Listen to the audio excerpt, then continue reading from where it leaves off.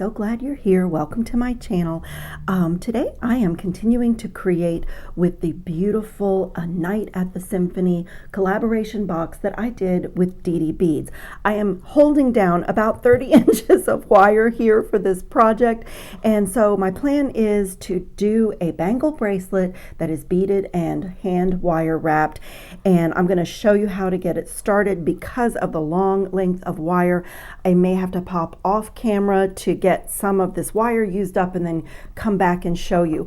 But I did guesstimate about 30 inches of 20 gauge wire, and let me show you what I'm using. This is my 20 gauge soft flex craft wire. I love this wire. It's really easy to work with, and it's got an anti-tarnish coating. So that's what I am using. And also I love this because it comes in all the gauges. So if you want to work in a single color of wire, but you need different gauges for a project, you know, you have 16, 18, 26, 24, 22, like it's great. So what I have done here is at around 10 inches, I actually had to stand up to smooth and warm and straighten, but I have about 10 inches on this side of my wire, and I'm just going to pull my other around 20 inches out. And what I am going to do is make a wrapped loop right here at around the 10-inch mark. So I put my pliers in there and got a bend just like a normal wire wrapped loop, and the only difference is I'm not going to cut off. Once I wrap it, I want to leave that length. And then I'm going to come in with my round nose pliers, and I want a fairly big loop because this may end up being my actual clasp at the end of this bracelet. I haven't decided yet if I'm going to make my own hook or if I'm going to use these beautiful, really simple but elegant ones that came in the box. I kind of make my jewelry with my heart, so I want to see how it looks when I'm all done adding the beads. I had to turn my wire around, and this is really important. I had to come off camera and turn it around. This is going to be a little bit difficult to show, but it is really important. So I have my 90-degree bend, just the same way that we start a normal wire wrapped loop. It's going to look strange because it's basically in the middle of this ginormous length of wire, but you want to have the longest, the excess wire, be the wire that you wrap over the barrel of your pliers. So this wire, you'll see why this is important. This wire that I have warmed and straightened is basically my core wire that my beads are going to go on, and I do want a pretty big loop because this may end up being my loop that I put my hook into to clasp the bracelet. I'm not sure. I really haven't decided how I'm going to finish it off. Like I said, I make my jewelry with my heart. So I will definitely have to pull out of the camera to do this because I have about 20 inches of wire on this side, but that is the wire that needs to come over the top barrel of the pliers. And now I'm gonna, just manage it and rotate my pliers. I am gonna have to pull away for just a second, but now I just made the bottom barrel of the plier became the top, and now you can see I have wire in my face. So my shorter, my 10 inches is here, and I'm going to bring this long wire around and get it nice and centered. Actually, I did pretty good staying in the camera managing this wire, and I just continue to warm and straighten and smooth my wire, and I want that loop to be centered on my core wire. This wire here is the one that the beads are going to get strung on, and the other really long one is going to be my wrapping wire, starting with wrapping the loop. So I'm going to do a normal wire wrapped loop, just get a hold of that, and I'm going to do, I don't know, 3 to 5 wraps here. So let me just pull out of the camera for 1 second because I have this 20 something inches to wrap. So just give me a second. Okay, so I had to go off the edge of my work table to get those wraps because there's still like 20 inches of wire here. But I just made really nice, neat wraps and just make sure everything's straight, and that looks great. And so now you can see why we had to wrap the long end of the wire, because now I have my core wire coming straight down from the loop, and this is going to get the beads, and this long bit of wire here is going to be my decoration, my decorative wrapping wire. So I think I'm going to start with one of these gorgeous check glass Baroque pearls that was in the box. This color is amazing, and the luster on these is amazing. I like it. It is a lot to manage to start off this project, but I'm going to put that pearl on, and then I'm going to just, again, I'm probably going to have to pull away from the camera. Forgive me. I'm doing my very best to manage this and show it to you. So I want to just like come down the side of this pearl and just get this wrapping wire over the top of it. So I'm just going to make a wrap. It almost is like when you do herringbone. I just want to get it like that and just, you know, get it into place before I continue down my bracelet. And this has got to get wrapped around the back, you know, locked into the, so I'm going to just pull out for a second so I can get a hold of it, but that's basically what I'm doing, and I just want to wrap around again. Okay, so I'm pretty happy with that. And you know, my advice, I'm not an expert wire artist. I play with wire a lot and have some experience, but one thing I have learned is that if I make these things go more slowly, and if I really don't skip the step of warming and straightening my wire, I get a much better result. And now I'm going to take one of these black agate pillow beads. These are so beautiful. They have this really soft miter to them. They're just really, really pretty. And that's going to be my next bead. And I'm pretty sure this is going to be an alternation. I'm going to bring this wire now back to the back. I've got this other long piece that's grabbing my microphone cord. I'm going to bring this around to the back now, and you know, do what you have to do. I don't want to mar this because this is my finished bracelet. So sometimes if I can get a good grip, I will even use my silicone pliers just so that I don't mar my wire. But I'm going to get this wire around behind. I have to pull out of the camera one more time because I need to get this wire around behind this bead and come to the back of it and then do that same wrap again. Just give me 1 second. When I get a few of these wrapped, you'll be able to see more easily. So that's all I did, and now I'm just going to go down behind the back of this little black pillow bead and get another wrap. Just get another wrap in here. Just like that. Okay, so that looks like that, and I just put a little jog on the back because I wanted to just keep this black agate square facing like that. And as you wrap, if you're you know, if anything becomes misaligned, you can, you know, obviously straighten it. You're the boss of the wire. And so now my wire is coming off to the right. So I'm going to come back with another one of these these beads. The wire is just really so long to be under the camera, so I hope you're getting the idea of what I'm doing, because I wanted to show you how I started the design, and then I think I'm literally going to stand up until I use up some of this wire. But I'm going to continue in that way, just coming down the side of my next bead. I want to hold everything really tight, and like I say, if that means using your nylon jaw pliers, you know, whatever you have to do. So I'm going to come on top again, and again I'm going to have to pull out of the camera but wrap around to the back.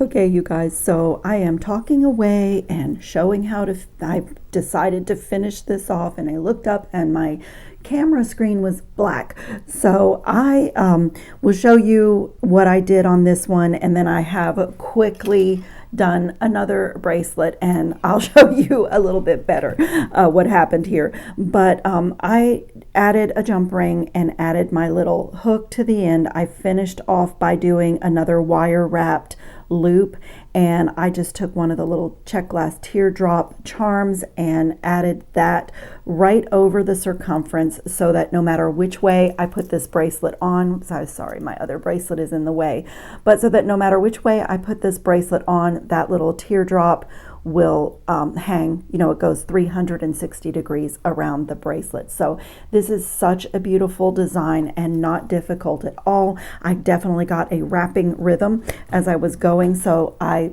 quickly have done another one to get to the same point.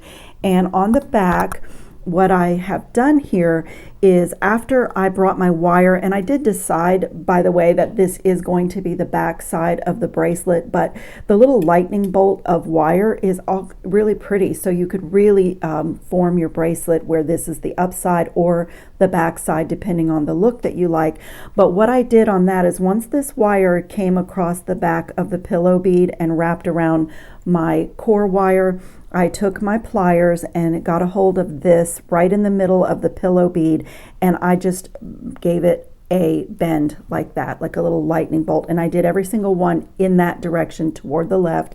And so it's pretty uniform, but that just tightens up that pillow bead and just makes it sit really nicely in there. So I'm back around to the front, and I am just alternating one of these check glass Baroque pearls with those pillow beads.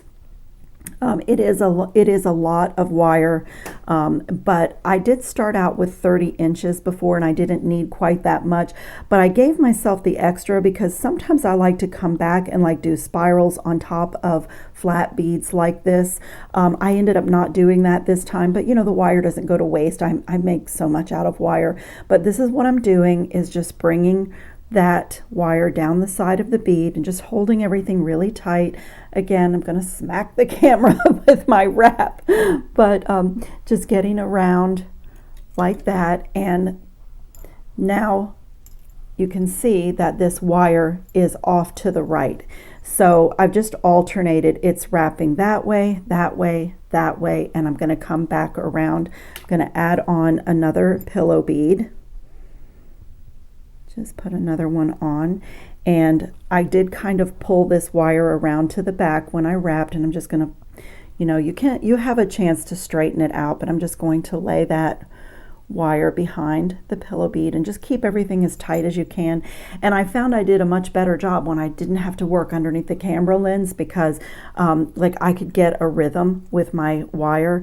But I'm just going to come around to the back, over to the top, and back around to this side, and it is ready for another Baroque pearl. And before I go on, I've just been turning it over like that and giving it that little lightning bolt, and it really tightens that up. And for my size, I did for mine I did 1, 2, 3, 4, 5, 6 of the pillow beads and 7 of the Baroque pearls, and that was a pretty good size for me. But if you want to do more wrapping here on the end, you could do less. 1, 2, 3, 4, 5, 6. So this will be my last bead, and this bracelet is going to be pretty close to this one in, you know, in looks. Whoops, I am backwards. I have to do one more wrap to alternate. I stopped too short. So you can see, I just needed to bring this wire over here. I am talking and not really paying attention, but now when I wrap down the side of this Baroque pearl, it's going to be the alternate side. Just come down, and I've been wrapping on top, like on the front of the core wire each time, and then going behind, but you'll get your rhythm, like whatever you do, just do it the same. And so that pretty much finishes off my length. And you have a chance to, you know, mold things. I have a really beautiful bracelet mandrel that was a gift to me when I started my YouTube channel from my friend Rachel, and I might even go get that. But you honestly don't need a bracelet mandrel. You can really just do this with your fingers. And so on this one, I did not need this excess wire. I mean, if you had extra and you wanted to come back down on this side and do some swirls, and like if you wanted to keep going with your wire working, you could, but I'm just going to come around another time just for looks, and then bring this around to what I am considering the back and just trim this off. And back in my wire bag. And then I do want to make sure that everything is, that's what I've been doing as I go along, making sure that my coils are nice and tight, close to each other. You want to be really careful that you don't hurt the finish on your pearls. I find that with my nylon jaw pliers, I can make really good adjustments. If you don't have a pair of these, or if you're not familiar with these, you can unscrew these and put new nylon jaws inside, and I am way overdue to change mine. But I do want this to be nice and tight. I can see the little end that I cut, but it's not how I want it. Let me get in there. There we go.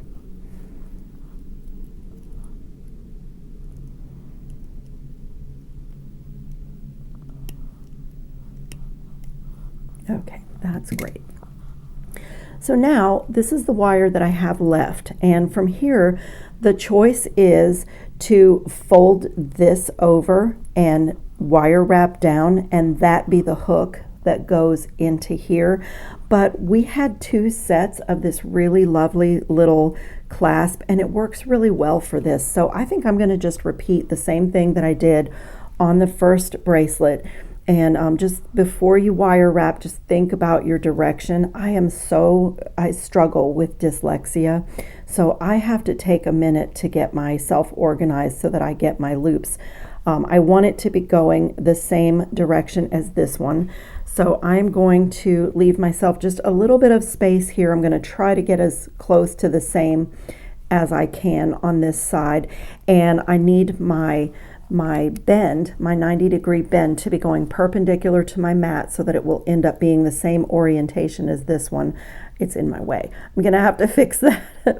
So I'm just gonna come down here right about there and give that a forward 90-degree bend, and then I'm gonna use my round nose pliers, put it in around the same place that I did for the other one, so those two loops look the same.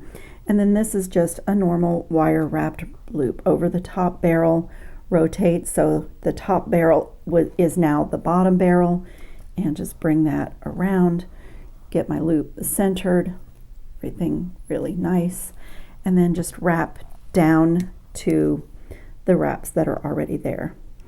If you like messy wraps, you could do that. I like them as neat as I can get them. And I like my coils nice and tight, and I say this all the time, I'm not like an expert at wire working, but I've learned not to skip the step of like warming the wire and straightening it and smoothing it, and also to go slowly. When I wrap more slowly, when I work more slowly with wire and not try to, do everything super quick, I just get a much better result. I'm just going to close up that little gap and trim and tuck like always.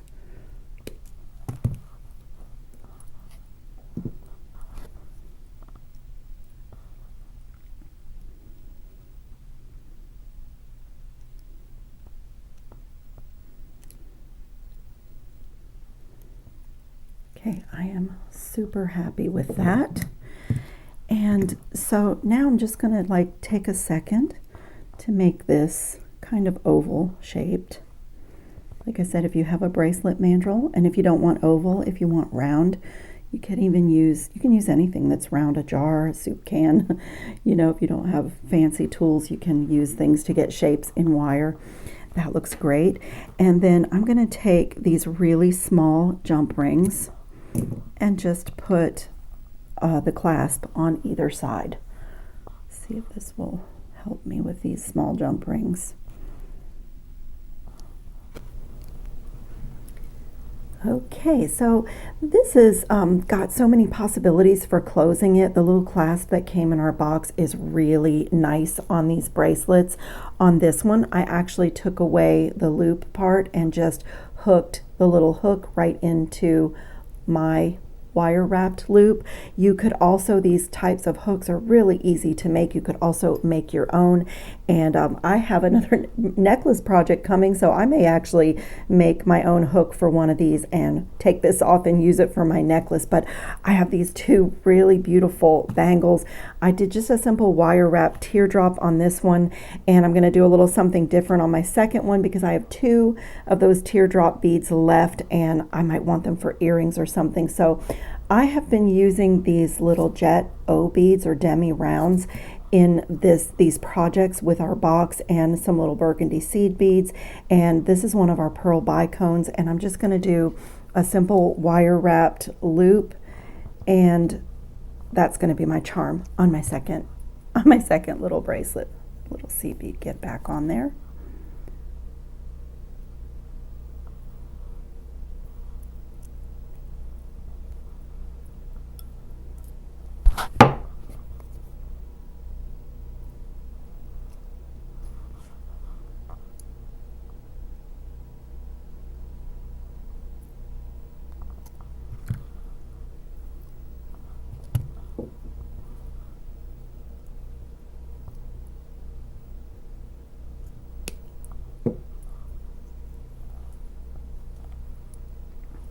Just want to make sure that I don't have anything on a charm that will snag clothes or scratch skin.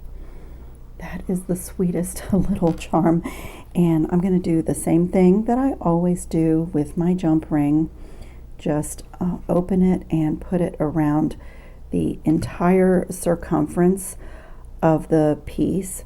So in this case, it's over the wire wrapping that I did, and just add that in, and that way when I close this will go 360 degrees. This little charm, it's a 360 degree charm, so it doesn't matter, this bracelet, it doesn't matter whether I pick it up this way or this way to put it on. This little charm will never be stuck or kinked. It'll land wherever I need it to go. So I have a set of 2 of these bracelets because of a recording malfunction, but it was really fun, and I have to say, it's like everything else in jewelry, the more you do, the better you get, and I felt like I did a much better job wrapping on my second bracelet. I had my rhythm going. So I want to do a pair of earrings. This is kind of my specialty. This one's not completely finished. I wanted to do both of them together, but there were these beautiful travertine, beautiful olive check glass elongated beads, and those little drops are making an appearance again, and the same thing, my demi rounds, my black and gold, and I had these little tiny check glass burgundy bicone beads. I think they're like 3 millimeter, and they just were the perfect little topper, and I love this style of earring. This is kind of my specialty. It's just the craft wire, that same one from Softflex company. I'm using the 20 gauge, and the wire that your earring is made on then becomes also your ear wire. So it's all in one. I love making these. They make great gifts. They're great if you do craft fairs or things like that. So it's a simple stack. I'm going to do the little drop first, and it is the same thing that I just did, only I did this one really simple, just one of those little check glass pearls, little teardrop pearls, and just the same thing. Okay, that is ready to go, and I have another little piece of that 20 gauge wire, and I'm going to use my one-step looper and put a 1.5 millimeter loop on one end. I feel like I have a mess here. Let's see, clean up a little bit. And there's my loop for that. And now I'm just going to open that loop and add that teardrop to the bottom.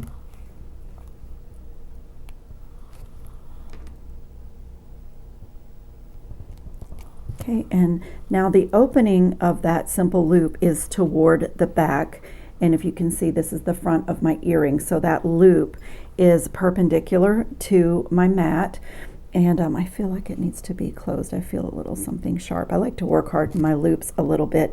And then this is just a simple stack of one of those beautiful travertine finished long beads. Such a beautiful bead. And then let me dump these out. Let me move these little beauties. Move some of this so you can see what I'm doing here.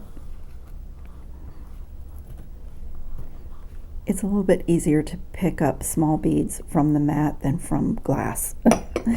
And then it's just a simple stack of 2 O beads that are black.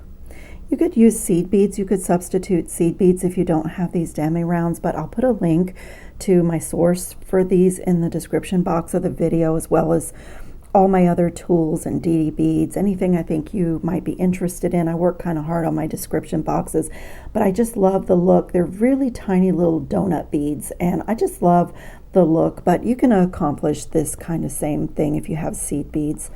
And then I'm just going to feed on one of my little really tiny check glass bicones. Just like that.